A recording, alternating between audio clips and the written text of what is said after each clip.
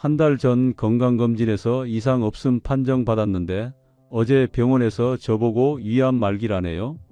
이제 6개월 시한부랍니다. 안녕하세요. 암 전문의 김한석입니다. 이런 가슴 아픈 전화를 30년 동안 너무 많이 받았습니다.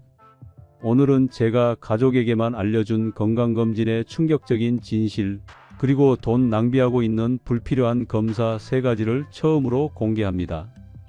여러분도 이런 경험 있으신가요? 건강검진 결과지가 오면 다 정상입니다 라는 말에 안도하셨다가 얼마 지나지 않아 갑자기 중병 판정을 받는 일이요. 왜 이런 일이 벌어질까요? 그 이유는 국가건강검진이 여러분을 속이고 있기 때문입니다. 더 충격적인 사실은 병원과 검진센터에서 비싼 돈 받고 권하는 검사 중에서도 효과 없이 오히려 해만 되는 검사들이 많다는 겁니다. 심지어 의사들 자신도 절대 받지 않는 검사들이죠. 김 선생님, 그럼 어떻게 해야 하나요? 건강검진 받지 말아야 하나요? 천만의 말씀입니다. 오히려 더 똑똑하게 제대로 된 검진을 받아야 합니다. 잠깐 이런 생각해 보세요. 자동차도 고장 나기 전에 정기 점검을 받지 않나요? 그런데 그 차보다 훨씬 소중한 내 몸은 왜 제대로 관리하지 않으시나요? 제 아버지는 가슴속에 품고 있던 아쉬움이 있다며 돌아가시기 직전 제게 이런 말씀을 하셨습니다. 아들아, 의사인 너는 나한테 왜 진작 이런 얘기를 해주지 않았니? 내가 좀 더 일찍 알았더라면. 이 순간부터 저는 결심했습니다. 제 환자들, 그리고 이 영상을 보시는 모든 분들이 같은 후회를 하지 않도록 진실을 알려드리겠다고. 오늘 이 영상이 여러분 인생의 마지막 20년을 완전히 바꿔놓을 것입니다. 제 환자 중 68살 김할아버지는 이 정보 덕분에 초기 췌장암을 발견해 완치됐고 지금은 손주들과 등산까지 다니십니다. 반면 이 사실을 몰랐던 65살 박할아버지는 매년 건강검진을 받았는데도 뇌졸중으로 반신불수가 됐어요. 두 분의 차이는 단 하나, 바로 오늘 제가 여러분께 알려드릴 이 정보였습니다. 본격적인 이야기 시작하기 전에 이 중요한 정보가 더 많은 분들에게 전해질 수 있도록 지금 바로 구독과 좋아요 부탁드립니다. 영상 끝까지 보시면 이 정보 알려줘서 정말 고맙다는 생각이 들 겁니다. 자, 이제 시작하겠습니다. 아내는 매년 건강검진에서 아무 문제 없다는 말만 듣다가 갑자기 위암 3기 진단을 받았어요. 도대체 왜 이런 일이 생긴 겁니까? 제 진료실에서 70대 할아버지가 눈물을 흘리며 하신 말씀입니다. 이런 사례가 너무 많습니다. 왜 이런 일이 벌어질까요? 진실을 말씀드리겠습니다. 우리가 믿고 있는 국가건강검진이 첫 번째 함정입니다. 여러분이 알아야 할 가장 중요한 사실은 국가건강검진은 건강을 확인하는 검사가 아니라는 점입니다. 이건 단지 심각한 병이 있는지만 확인하는 최소한의 검사일 뿐입니다. 한 가지 예를 들어볼게요. 자동차 점검을 생각해 보세요. 국가건강검진은 마치 자동차가 지금 당장 완전히 고장났나요? 만 확인하는 거예요. 엔진에 녹이 슬고 있는지, 브레이크가 닳고 있는지, 타이어 공기압은 적당한지 같은 건 전혀 보지 않는 거죠. 더 충격적인 사실은 바로 정상 수치입니다. 건강검진 결과의 정상이란 무엇일까요? 이건 건강하다는 의미가 절대 아닙니다. 단지 100명 중 95명이 속하는 범위일 뿐입니다. 그런데 그 95명 중에서도 많은 사람들이 이미 병으로 가는 중간 단계에 있다는 사실 알고 계셨나요? 예를 들어볼게요. 혈당 수치가 100이면 정상으로 나옵니다. 그래서 이상 없음이라는 결과만 보고 안심하시죠? 그런데 진짜 건강한 혈당은 85 이하라는 연구 결과가 있습니다. 85에서 99는 이미 위험 신호가 켜진 상태고 100에서 125는 당뇨병 전 단계입니다. 여러분은 지금 어디쯤 계신가요? 바로 이런 이유로 건강했던 사람들이 어느 날 갑자기 중병 진단을 받게 되는 것입니다. 실제로 갑자기 생긴 게 아니라 오랫동안 천천히 진행되어 왔는데 국가건강검진으로는 그걸 발견할 수 없었던 거죠. 더 무서운 것은 뭘까요? 이런 병의 중간 단계에서는 아무런 증상이 없다는 겁니다. 아프지 않으니까 괜찮아라고 생각하시는 분들 정말 위험합니다. 위암, 대장암, 췌장암 같은 무서운 병들은 증상이 나타날 때쯤이면 이미 3에서 4기인 경우가 많습니다. 제 동생은 의사가 아닌데 제 조언을 듣고 국가건강검진 외에 추가 검사를 받았더니 초기 대장암이 발견되었습니다. 다행히 완치됐죠. 만약 국가건강검진만 믿었다면 어떻게 됐을까요? 2년 후 대장암 3기나 4기로 발견됐을 겁니다. 그땐 생존율이 크게 떨어집니다. 여러분, 지금 이 순간에도 여러분 몸속에서는 질병의 씨앗이 자라고 있을지 모릅니다. 그러나 너무 걱정하지 마세요. 제대로 알고 대처하면 얼마든지 예방하고 조기에 발견할 수 있습니다. 이제 진짜 건강한 사람들이 어떻게 관리하는지 알려드리겠습니다. 어떻게 하셨길래 82세에도 약 하나를 안 드시고 매일 등산까지 다니세요? 제가 처음 만난 92세 할아버지께 드린 질문입니다. 그분의 대답에 저는 큰 충격을 받았습니다. 건강한 노년을 보내는 사람들의 가장 큰 비밀은 바로 미병기에 관리한다는 것이었습니다. 미병기란 뭘까요? 아직 병은 아니지만 건강하지도 않은 상태를 말합니다. 우리 몸은 완전 건강 상태에서 갑자기 중병으로 넘어가지 않습니다. 그 사이에 5에서 10년, 길게는 20년까지 이어지는 미병기가 있습니다. 정말 똑똑한 사람들은 바로 이 시기에 적극적으로 관리한다는 겁니다.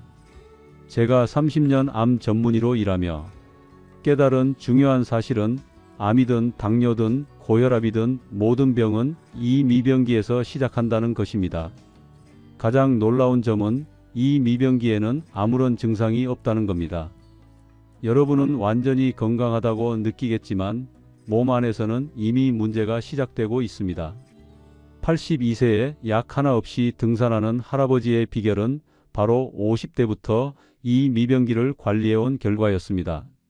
그분은 50대 때 건강검진에서 모두 정상이라는 결과를 받았지만 콜레스테롤이 정상 범위 상한인 것을 보고 즉시 식이요법과 운동을 시작하셨답니다. 덕분에 70대, 80대가 되어서도 심장약 한 알 없이 건강하게 지내고 계셨습니다.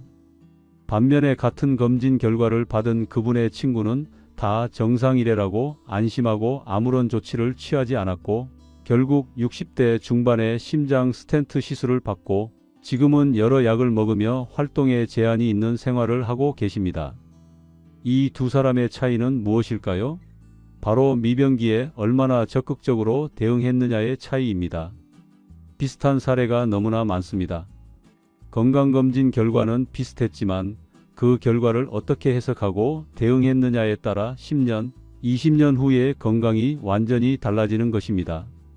지금 여러분이 꼭 알아두셔야 할 사실을 말씀드리겠습니다. 첫째, 건강검진에서 정상이라는 말을 맹신하지 마세요.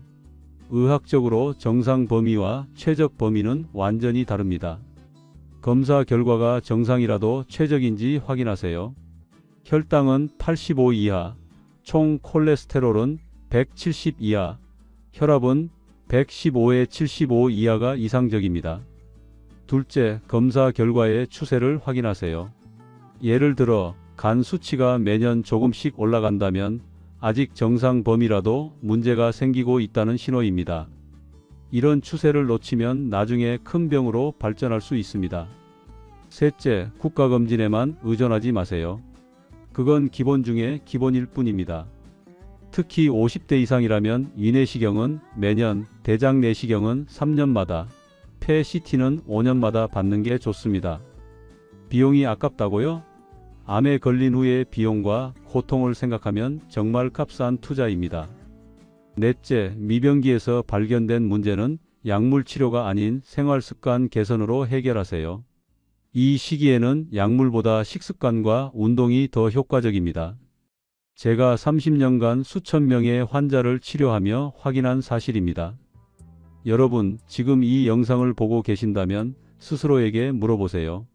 나는 진짜 건강한가? 아니면 그냥 아직 증상이 없는 것인가? 그리고 가장 최근 건강검진 결과를 다시 한번 꼼꼼히 살펴보세요. 특히 경계역 또는 정상 상한에 있는 수치들에 주목하세요. 제가 30년간 의사로 일하며 깨달은 가장 중요한 교훈은 이것입니다. 건강은 잃고 나서야 그 소중함을 알게 됩니다. 하지만 그땐 이미 늦습니다. 지금 이 순간 행동하세요. 이제 계속해서 오래 사는 노인들의 놀라운 비밀에 대해 알아보겠습니다. 김 선생님, 죽은 줄 알았던 친구가 30년 만에 나타났는데 나보다 20살은 젊어 보이더라고요. 비결이 뭔지 물어봤더니 3가지 음식만 꾸준히 먹었대요. 정말 그게 가능한가요? 제 진료실에서 78세 할아버지가 하신 질문입니다. 네, 가능합니다. 오늘은 의학적으로 증명된 장수 비결, 특히 100세 넘게 건강하게 사는 사람들의 놀라운 공통점을 알려드리겠습니다. 여러분 주변에도 분명 이런 분들 있으실 겁니다. 같은 나이인데도 누구는 요양원 침대에 누워있고 누구는 매일 아침 등산을 다니는 분들이요. 이 차이는 유전이 아닙니다. 제가 30년간 연구한 결과 장수 노인들의 몸에는 딱 2가지 특별한 공통점이 있습니다. 첫째, 인슐린 저항성이 낮습니다. 쉽게 말해 우리 몸이 혈당을 얼마나 효율적으로 처리하느냐의 문제입니다. 하버드 의대 연구진이 100세 넘은 노인 500명을 조사했더니 이들의 인슐린 감수성이 일반 노인보다 2배나 높았습니다. 인슐린 저항성이 낮으면 당뇨병, 고혈압, 심장병, 치매까지 예방됩니다. 제 환자 중 95세 김할아버지가 약 없이 사시는 비결이 바로 이것이었습니다. 둘째, 장내 유익균 비율이 월등히 높습니다. 일본 오키나와의 100세 장수촌 노인들의 장내 미생물을 분석했더니 유익균이 일반인보다 30%나 많았습니다. 이 유익균들이 면역력을 강화하고 염증을 줄여서 암과 각종 만성질환을 막아줍니다. 선생님, 그럼 인슐린 저항성 검사와 장내 미생물 검사를 받아봐야 할까요? 그보다 더 중요한 것이 있습니다. 바로 이 2가지를 개선하는 비법이죠. 지금부터 제가 30년 임상 경험으로 확인한 장수식품 3가지를 알려드리겠습니다. 85세, 87세이신 제 부모님도 20년째 실천 중이며 2분 모두 약 하나 없이 건강하게 지내고 계십니다. 첫째, 청국장과 낫또입니다. 우리 조상들의 지혜가 담긴 이 발효식품은 단순한 단백질 공급원이 아닙니다. 청국장에 들어있는 나토키나제라는 효소는 혈전을 녹이고 혈액순환을 개선해 뇌졸중과 심장병을 예방합니다. 제 환자 중 한 분은 98세 할머니인데 70년간 매일 아침 청국장을 드셨다고 합니다. 그 결과 고혈압, 당뇨, 암 없이 지금까지 건강하게 지내십니다. 놀라운 것은 이분의 동생은 청국장을 싫어해서 안 드셨는데 72세에 뇌졸중으로 돌아가셨다는 점입니다. 둘째, 밥 없는 김밥입니다. 밥 없는 김밥이 무슨 김밥이냐고 하실 수 있지만 이것은 혈당을 올리지 않으면서 영양소를 풍부하게 섭취하는 최고의 방법입니다. 쌀밥 대신 다양한 채소와 김, 해조류로 만든 김밥은 인슐린 저항성을 낮추는 데 탁월합니다. 특히 김에 들어있는 푸코이다는 일본 오키나와 장수촌 연구에서 강력한 항암 효과가 있다고 밝혀졌습니다. 제 환자 중 84세 할아버지는 74세 때 위암 진단을 받고 수술 후 매일 해조류와 채소 위주의 식단으로 바꾸셨는데 10년이 지난 지금까지 재발 없이 건강하게 지내십니다. 셋째, 생들기름과 생들깨입니다. 들기름? 그거 비린내 나는 거 아닌가요? 많은 분들이 이렇게 물으십니다. 하지만 들기름은 오메가3 지방산의 보고입니다. 오메가3는 혈관 건강에 필수적이며 뇌 기능을 보호하고 염증을 줄여줍니다. 85세까지 치매 없이 건강하게 지내신 제 은사님은 40년간 매일 아침 생들기름 한 스푼씩 드셨다고 합니다. 심지어 들기름을 냉동실에 보관했다가 얼음처럼 깨서 드셨는데 이렇게 하면 산화를 방지에 더 효과적이라고 하십니다. 김 선생님, 그럼 비싼 영양제는 필요 없나요? 네, 약국에서 비싼 영양제 살 돈으로 이 3가지 식품부터 챙겨 드세요. 가장 효과적인 건강 투자입니다. 제 부모님은 20년 전부터 제가 알려드린 이 세 가지 음식을 매일 드시고 계세요. 두 분 모두 고혈압, 당뇨, 고지혈증 없이 건강하게 지내십니다. 반면 같은 아파트 사시는 또래 노인분들은 대부분 약봉지를 한 움큼씩 들고 다니십니다. 다음으로 더 중요한 이야기, 암과 식습관의 관계에 대해 알려드리겠습니다. 특히 암 가족력이 있으신 분들은 절대 놓치지 마세요. 아버지도 할아버지도 삼촌도 모두 위암으로 돌아가셨어요. 저도 위암 유전자를 물려받았을까요? 유전적으로 암 발병 확률이 높은 집안이라 걱정하시는 분들 정말 많습니다. 오늘은 여러분을 충격에서 벗어나게 해드릴 놀라운 사실을 알려드리겠습니다. 30년간 수천 명의 암 환자를 치료하며 발견한 가장 중요한 사실은 이것입니다. 암은 유전이 아니라 식습관에 의해 좌우됩니다. 우리 몸에 대한 최신 연구 결과를 들려드릴게요. 암은 유전자 자체보다는 후성 유전학이라는 것에 의해 발현됩니다. 이게 무슨 말일까요? 여러분의 유전자는 변하지 않지만 어떤 유전자가 켜지고 꺼지는지는 환경과 식습관에 따라 달라진다는 겁니다. 쉽게 예를 들어볼게요. 여러분 댁에 형광등이 있다고 가정해 봅시다. 형광등은 그대로지만 스위치를 누르는 것에 따라 불이 켜지기도 하고 꺼지기도 하는 것과 같습니다. 놀랍게도 암도 마찬가지입니다. 여러분 몸속에는 암을 일으킬 수 있는 유전자도 있고 암을 억제하는 유전자도 있습니다. 그런데 우리가 먹는 음식이 이 유전자들의 스위치를 켜고 끌 수 있다는 게 최신 연구를 통해 밝혀졌습니다. 예를 들어 설탕과 정제 탄수화물을 너무 많이 먹으면 암 유전자 스위치가 켜지고 발효식품과 식이섬유가 많은 채소를 먹으면 암 억제 유전자 스위치가 켜집니다. 이것이 같은 가족 안에서도 일부만 암에 걸리는 이유입니다. 미국 텍사스 암센터 연구진이 유방암 환자 1만 명을 분석한 결과 85%는 유전적 요인이 아닌 환경적 요인, 특히 식습관에 의해 발병했다고 합니다.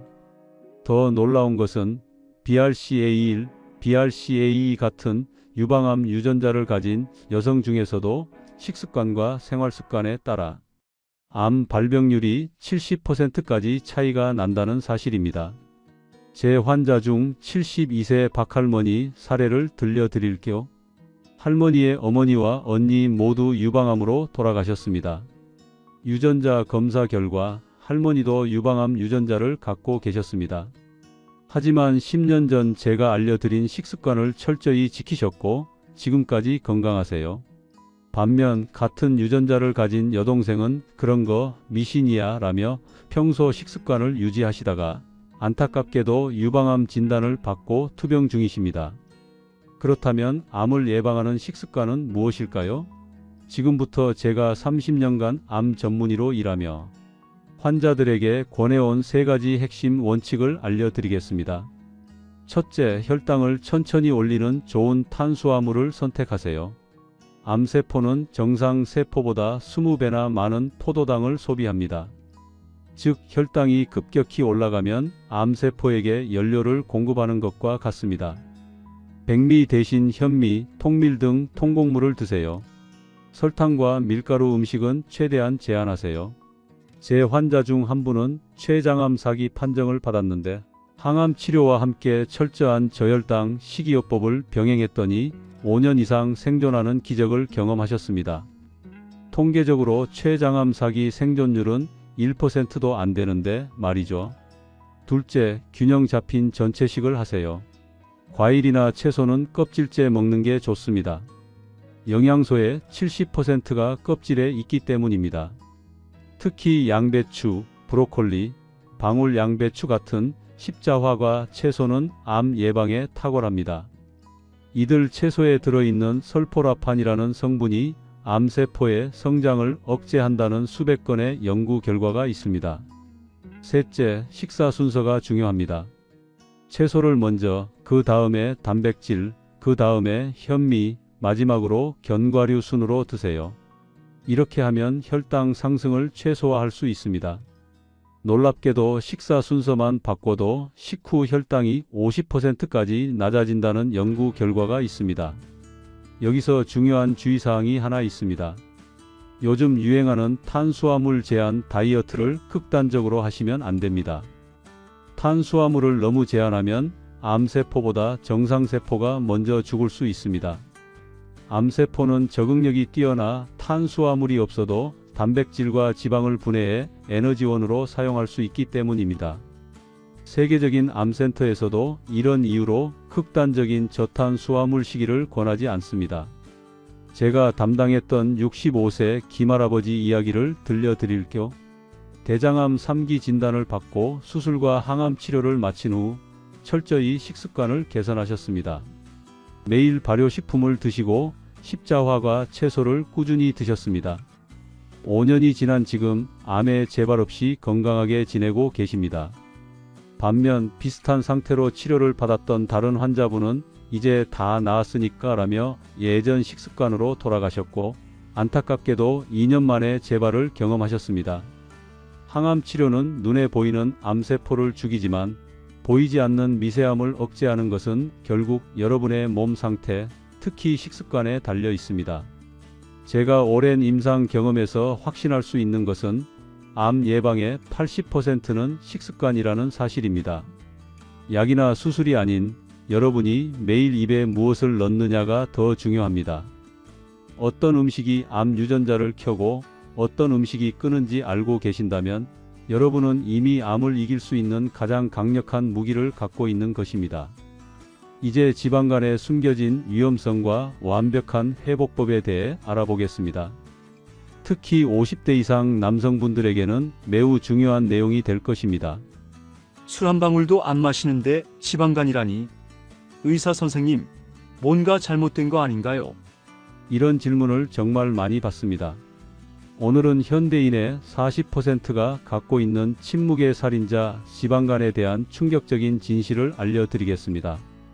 특히 배가 나오기 시작한 50대 이상 남성분들 절대 놓치지 마세요. 이 영상 한 편이 여러분의 생명을 구할 수 있습니다. 제 아버지는 평생 술 한 모금도 안 마셨는데 63세에 갑자기 복수가 차서 병원에 오셨습니다. 진단 결과는 간경화. 원인을 알고 너무 충격을 받았습니다. 바로 비알코올성 지방간이 원인이었습니다. 이때부터 지방간의 무서움을 깨달았고 30년간 연구해온 결과를 오늘 처음으로 공개합니다. 여러분, 우리 몸에서 가장 중요한 장기가 무엇인지 아세요? 심장? 네? 많은 분들이 이렇게 대답하시지만 사실 간만큼 중요한 장기도 없습니다. 간은 우리 몸의 화학 공장이자 정화시설입니다. 500가지가 넘는 일을 하며 우리가 먹는 모든 것이 간을 거쳐 몸으로 들어갑니다. 65세 정 씨는 건강검진에서 계속 경미한 지방간이라는 결과만 받았습니다. 담당 의사는 괜찮아요, 신경 쓰지 마세요 라고만 했죠. 그런데 5년 후 갑자기 폭통이 생겨 검사했더니 간경화로 진행된 상태였습니다. 이미 간 기능의 70%가 손상되어 회복이 불가능했습니다. 이것이 지방간의 가장 무서운 점입니다. 아무런 증상 없이 조용히 진행되다가 느낄 때는 이미 치명적인 상태가 되어 있다는 것입니다. 지방간은 단순한 증상이 아니라 심각한 경고 신호입니다. 방치하면 지방간에서 간염으로, 간염에서 간경화로, 간경화에서 간암으로 진행됩니다. 그런데 의사 선생님, 술도 안 마시는데 왜 제가 지방간이죠? 이유는 간단합니다. 현대 식습관 때문입니다. 과도한 탄수화물, 특히 단 음료와 과자, 빵 같은 정제 탄수화물이 간에서 직접 지방으로 전환됩니다. 몸을 위해 금주하시는 분들 대신 탄산음료나 과자를 많이 드시나요? 그렇다면 오히려 술보다 더 심각한 지방간을 만들고 있을 수 있습니다. 더 충격적인 사실은 지방간이 있으면 심장병, 뇌졸중, 당뇨병의 위험도 크게 증가한다는 점입니다. 세계적인 의학저널 란셋의 연구에 따르면 지방간이 있는 사람은 심장병 발생률이 4배나 높다고 합니다. 간이 망가지면 모든 장기가 함께 망가지는 것입니다. 우리나라 성인의 30%가 이미 지방간 상태입니다. 60대 이상에서는 그 비율이 50%에 육박합니다. 여러분 중 절반은 지금 이 순간에도 지방간을 가지고 있을 가능성이 높습니다. 하지만 너무 걱정하지 마세요. 지금부터 희소식을 알려드리겠습니다. 지방간은 100% 회복 가능합니다. 약이나 수술 없이 오직 식습관 개선, 규칙적인 운동, 체중 조절만으로도 완전히 정상으로 돌아올 수 있습니다. 제가 직접 수천 명의 환자에게 적용해 효과를 확인한 방법입니다. 68세 김영수 씨의 사례를 들려드리겠습니다. 김 씨는 간 수치가 정상의 3배, 초음파 검사에서 심한 지방간 소견이 나왔습니다. 제가 알려준 3가지 방법을 6개월 동안 철저히 실천했습니다. 첫째, 당분과 정제 탄수화물 섭취를 획기적으로 줄였습니다. 특히 과당이 든 음료, 콜라, 사이다, 과일 주스를 완전히 끊었습니다. 과당은 간에서 직접 지방으로 변환되어 지방간을 악화시킵니다. 백미 대신 현미를, 흰빵 대신 통밀빵을 먹기 시작했습니다. 둘째, 매일 30분씩 빠르게 걷기를 실천했습니다. 처음에는 10분만 걷다가 숨이 찼지만 점차 늘려갔습니다. 체육관이나 특별한 운동기구가 필요하지 않습니다. 걷기는 간의 지방을 직접 태우는 가장 효과적인 운동입니다. 서울대병원 연구진의 연구 결과 주 5회 하루 30분 걷기만 해도 간 지방이 30% 감소한다고 합니다. 셋째, 체중의 5에서 10%만 줄였습니다. 약 5kg 정도였죠. 과도한 다이어트는 오히려 역효과를 냅니다. 체중의 5%만 감량해도 간에 쌓인 지방의 30%가 빠진다는 연구 결과가 있습니다. 결과는 어땠을까요? 6개월 후 간 수치가 완전히 정상으로 돌아왔고 초음파에서도 지방간이 사라졌습니다. 체중도 8kg 줄었고 혈압과 혈당도 함께 개선되었습니다. 김 씨는 이제 매주 손자 손녀와 등산까지 다니신다고 합니다. 또 다른 환자 박순자 씨는 경미한 지방간 진단을 받았습니다. 병원에서는 약한 지방간은 걱정하지 마세요 라고 했지만 저는 바로 지금이 개입할 최적의 시기라고 강조했습니다. 그녀도 위의 3가지 방법을 실천했고 3개월 만에 완전히 정상간으로 회복되었습니다. 반면 같은 진단을 받았으나 괜찮다며 생활 습관을 바꾸지 않은 그녀의 동창 친구는 5년 후 간경화로 진행되어 지금은 간이식을 기다리고 있습니다. 여러분, 간은 침묵의 장기입니다. 간이 아프다고 느껴질 때는 이미 많이 손상된 후입니다. 지금 이 영상을 보고 계신 여러분, 무증상이라도 지방간 검사를 받아보세요. 그리고 오늘 알려드린 3가지 방법을 지금부터 실천하세요. 여러분의 소중한 간을 구하는 일, 오늘부터 시작하실 수 있습니다. 이제 마지막으로 건강한 100세 시대를 위한 종합적인 전략에 대해 알아보겠습니다. 지금까지 배운 내용을 실생활에 어떻게 적용할 수 있는지 구체적인 실천법을 공유하겠습니다. 할아버지, 할머니, 100살까지 사세요. 설날, 추석 때마다 손주들에게 듣는 이 말. 정말 100살까지 건강하게 살 수 있을까요? 여러분, 진심으로 묻겠습니다. 단순히 오래 사는 것이 중요할까요? 아니면 건강하게 오래 사는 것이 중요할까요?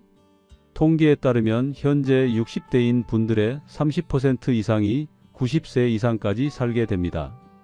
문제는 그중 절반 이상이 마지막 10에서 15년을 약에 의존하며 삶의 질이 크게 떨어진 채로 살게 된다는 점입니다. 김 선생님, 그럼 누구는 왜 90세가 넘어도 등산하고 또 누구는 75세부터 요양원에 있나요? 30년간 수만 명의 환자를 보면서 깨달은 중요한 사실이 있습니다. 80대에서 90대의 건강 상태는 50대에서 60대 때 어떻게 관리했느냐에 달려 있다는 것입니다. 지금까지 영상에서 알려드린 모든 내용이 바로 이것과 연결됩니다. 93세 정할머니 사례를 들려드리겠습니다. 이분은 60세 때 심장병으로 응급실에 실려왔습니다. 그때 인생의 전환점을 맞이했죠. 건강관리 방법을 완전히 바꾸셨고 30년이 지난 지금도 약 한 알 없이 건강하게 손주들과 시간을 보내고 계십니다. 반면 같은 병으로 입원했던 동갑내기 친구분은 뭐 먹고 싶은 것 다 먹고 살다가 죽으면 그만이지라는 생각으로 생활 습관을 바꾸지 않았고 결국 75세에 여러 합병증으로 돌아가셨습니다. 두 분의 마지막 20년은 완전히 달랐습니다. 건강한 100세를 위한 3가지 핵심 전략을 알려드리겠습니다. 이 전략은 제가 30년간 의학 연구와 임상 경험에서 얻은 가장 귀중한 지식입니다. 첫째, 기저질환 관리입니다. 고혈압, 당뇨, 고지혈증이 있다면 약에만 의존하지 마세요. 약은 일시적인 해결책일 뿐 근본적인 해결책은 생활습관 개선입니다. 제 환자 중 73세 이 할아버지는 15년간 당뇨약을 7가지나 복용했지만 혈당이 계속 올라갔습니다. 그러다 제가 알려준 방법대로 식습관을 바꾸고 매일 걷기 시작했더니 6개월 만에 약을 3가지로 줄일 수 있었고 1년 후에는 인슐린 주사까지 끊었습니다. 지금은 10년이 지났는데도 약 한두 가지로 혈당이 완벽하게 조절되고 있습니다. 둘째, 정기적인 건강검진이 필수입니다. 하지만 국가검진만으로는 부족합니다. 나이와 위험요소에 맞는 맞춤형 검진이 필요합니다. 50대부터는 위내시경은 매년, 대장 내시경은 3년마다, 폐 CT와 심장 칼슘 스코어는 5년마다 받는 것이 좋습니다. 비용이 아깝다고요? 병에 걸린 후 치료비와 고통을 생각하면 정말 합리적인 투자입니다. 89세 박할아버지는 40년 전부터 매년 종합검진을 받아오셨습니다. 덕분에 전립선암과 대장 폴립을 초기에 발견해 간단한 시술로 해결했고 지금도 건강하게 지내고 계십니다. 반면 돈 아까워서 검진 안 받는다던 그의 동생은 안타깝게도 67세의 말기 대장암으로 돌아가셨습니다. 셋째, 일상 속 실천이 가장 중요합니다. 아무리 좋은 이론도 실천하지 않으면 소용없습니다. 제가 추천하는 일상 속 5가지 실천법을 알려드리겠습니다. 첫째, 매일 30분 이상 걷기입니다. 운동할 시간이 없어요 라고 하시는 분들, 텔레비전 보는 시간만 줄여도 충분합니다. 걷기는 모든 만성질환 위험을 30% 감소시킵니다. 아, 무릎이 아파서 라고 하시는 분들, 처음엔 5분부터 시작해 점차 늘려가세요. 둘째, 식사 순서를 바꿔보세요. 밥과 국부터 먹는 것이 아니라 채소와 단백질을 먼저 먹고 탄수화물은 나중에 드세요. 이것만으로도 식후 혈당 상승을 절반으로 줄일 수 있습니다. 셋째, 간헐적 단식을 시도해 보세요.